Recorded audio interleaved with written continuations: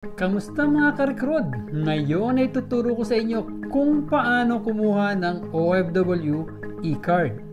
Isa sa pinakamahalagang ID kung ikaw ay isang OFW o migrant worker.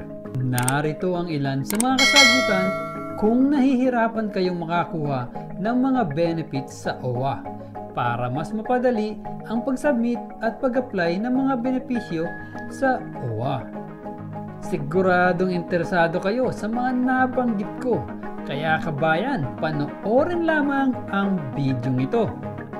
Sa video ito ay pag-uusapan natin ng mga sumusunod. Ano ba ang OFW e-card?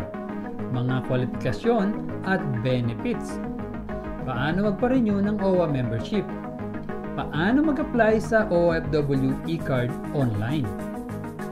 Paano mag-track ng delivery status? Paano mag-apply ng OFW e-card habang nasa ibang bansa? Mga dapat tandaan sa pag-apply at pagkuha ng OFW e-card.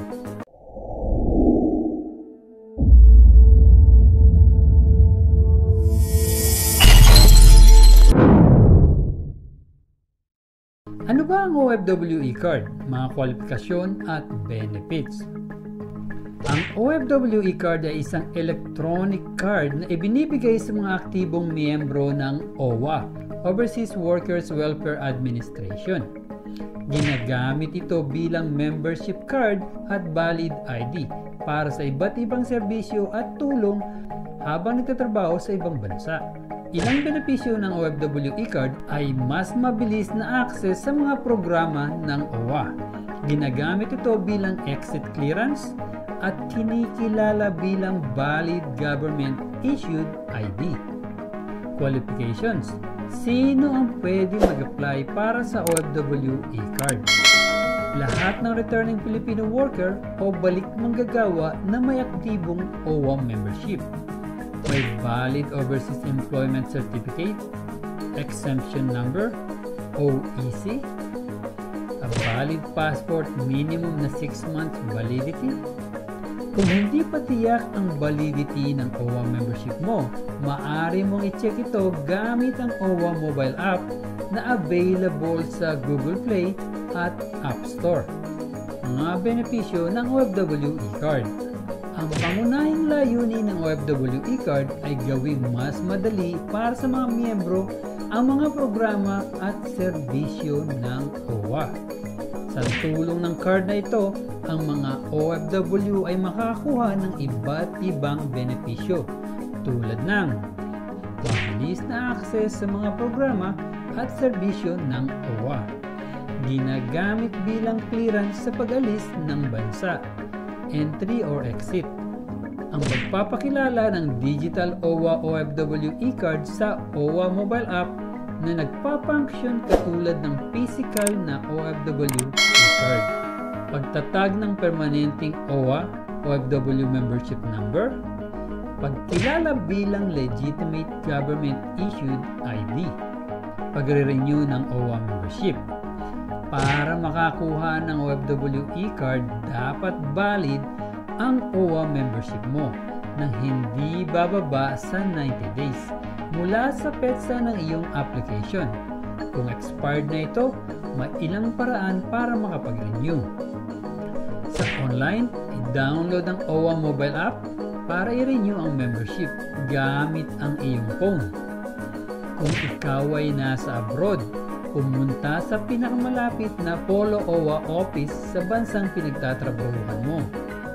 Kung ikaw naman ay nasa Pilipinas, pumunta lamang sa OWA Regional Welfare Office o sa kanilang mga satellite offices. Pag-a-apply para sa OFW e-card online, maaari rin mag-apply online para sa OFW e-card, pero maaring tandaan baka may pagbabago sa proseso ng pag-apply online. Narito ang mga usual steps sa pag-apply online. Bisitahin ang official website at i-fill up lang ang mga kinakailangang impormasyon. Ilagay ang inyong pangalan, birth date, numero ng telepono, passport number, at valid POEA OEC number. Piliin ang OWA Regional Office kung saan mo gustong kunin ang iyong e-card. I-check ang box na nagsasabi ng Data Privacy Act at tapusin ang CAPTCHA. I-click ang Submit button at makakatanggap ka ng tracking number para sa iyong aplikasyon.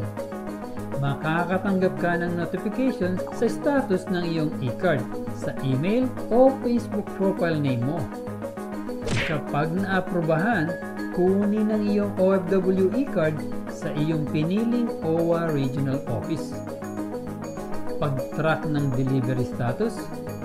Paano nga ba i-check ang delivery status ng iyong e-card? Narito kung paano i-check ang status ng iyong e-card. Bisitahin ang official website ng OWA OFW e-card delivery status.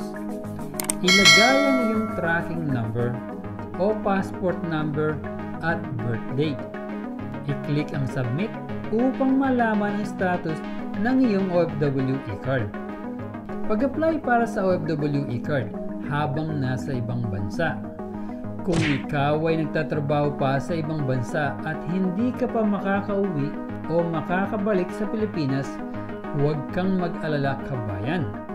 Maaari ka pa rin mag-apply para sa OFW e-card online. At papupuntahin mo na lang sa tao mapagkakatiwalaan mo, maaari kang mag-anak o kaibigan para kunin ito para sa iyo. Narito ang dapat mong gawin kung hindi ikaw ang kukuha mismo ng iyong e-card.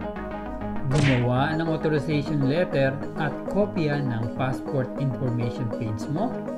Bigay ang letter at ang mga dokumento sa pinagkakatiwalaan mong kamag-anak o kaibigan sa Pilipinas. Ang iyong otorisadong representative ay dapat magdala rin ng valid photo ID para kunin ang iyong OFW e-card. Mga dapat tandaan sa pag-apply at pagkuha ng OFW e-card.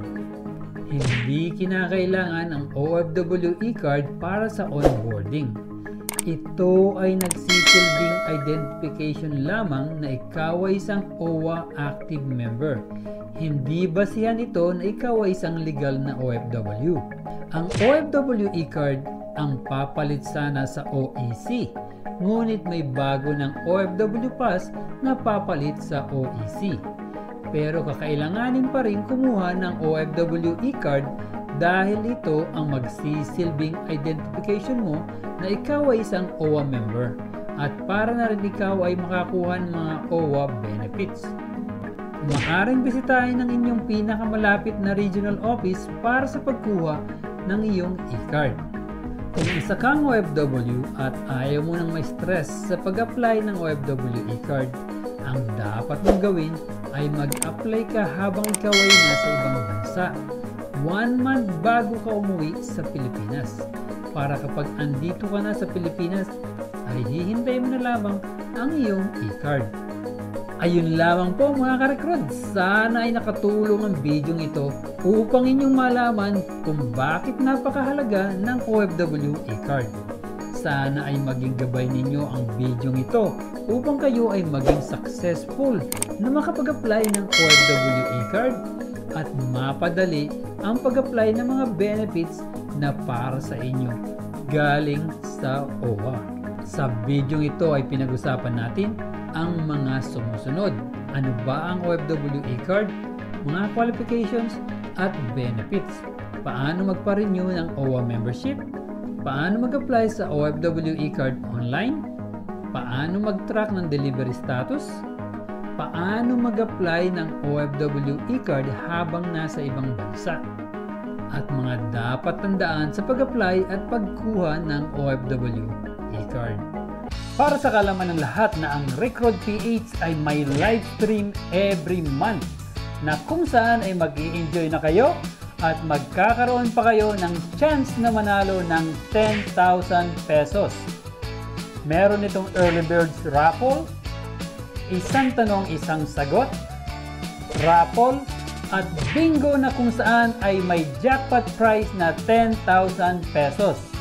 At para sa aming masugid na followers at subscribers ay meron ding top fan of the month bilang YouTube commenter, FB reactor, at FB commenter. Halina at samahan niyo ako at siguradong mag-enjoy kayo sa mga bagong video at marami pang chance na manalo ng malaki pang premyo sa aming live stream. Sana ay may panibago kayong natutunan? Please, abangan ang aming mga susunod pang mga video at sigurado mag-i-enjoy at marami kayong matututunan. At kung may mga katanungan kayo tungkol sa ating napag-usapan, huwag po kayong mag-alangan na ilagay ang inyong mga katanungan sa comment section upang mabigyan po namin kayo ng kasagutan. At please, huwag kalimutan mag-like, share, and subscribe at hit the notification bell at ang all para lagi kang updated sa aming mga bagong video. Muli, palagi niyong tatandaan na dito sa Recruit, prioridad namin ang iyong kaalaman tungo sa inyong kaunlaran. Paalam, kabayan!